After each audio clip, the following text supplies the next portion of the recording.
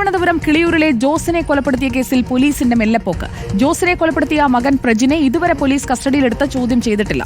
കൊലപാതകം നടന്ന 2 ആഴ്ച കഴിഞ്ഞിട്ടും പ്രതിയെ വീട്ടിലെത്തിച്ച് തെളിവെടുപ്പും നടത്തിയിട്ടില്ല. പോലീസിന്റെ ഭാഗത്തുനിന്ന് വീഴ്ചയുണ്ടായാൽ മറ്റു വഴികൾ സ്വീകരിക്കുമെന്ന് കുടുംബം പറഞ്ഞു.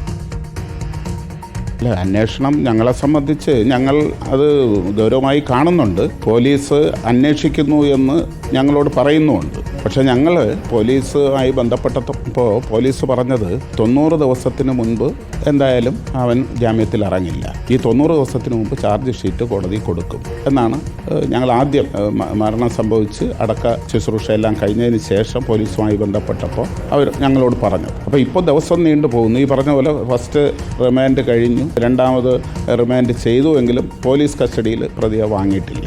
അപ്പോൾ അന്വേഷണം എന്താണ് എന്നുള്ളത് ഞങ്ങൾ അത് നിയമപരമായി ഒരു അഡ്വക്കേറ്റിനെ കണ്ട് മുന്നോട്ട് പോകാനാണ് ശ്രമിക്കുന്നത്. പക്ഷേ പോലീസിന് അന്ന് ഈ സംഭവം നടന്ന ദിവസങ്ങളിലെല്ലാം പോലീസ് വളരെ ആക്റ്റീവ് ആയിരുന്നു എന്നുള്ളതാണ് ഞങ്ങളുടെ മുന്നിലുള്ള ഒരു കാഴ്ചപ്പാട്. പക്ഷെ അതിന് ശേഷം ഈ ഓരോ ദിവസം കഴിയുന്തോറും ഇപ്പോൾ സംശയങ്ങൾ കൂടുന്നു. ഇതേപോലെ നിങ്ങൾ ഇങ്ങനെയൊക്കെ പറയുമ്പോഴും അതുപോലെ മറ്റ് നിയമ ഉപദേശം തേടുന്നവർ നമ്മളോട് സംസാരിക്കുമ്പോഴും നമുക്കിങ്ങനെ ഭയപ്പാട് തോന്നുന്നുണ്ട്.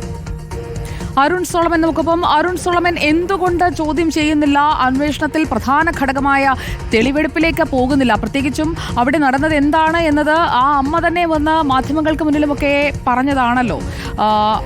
അപ്പോൾ അരുൺ സോളമനിലേക്ക് നമുക്ക് തിരിച്ചെത്തണം. നമുക്ക്